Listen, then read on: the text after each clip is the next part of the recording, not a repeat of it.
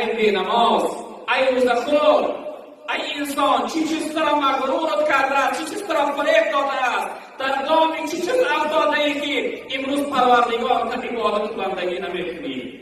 تنی سعد فریب داده است، آخر تنی سعد از حضور می شود.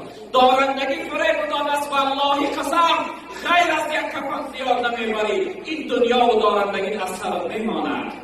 این دنیا همه از سرت زار میماند و تنها و یک کفن از دنیا میروی.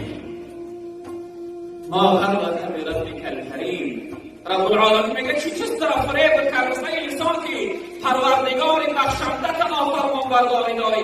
الله تعالی گفته ساده است نماز بخوان، نماز نمیخوانی. الله میگه تو روزه بگیر، روزه نمیگیری. الله تعالی میگه از حرام ها معن بدار شده. گفته ای الله به جا نمیاری. چی چیز فریب داده است؟ در دام و فریب چی افتاده ای؟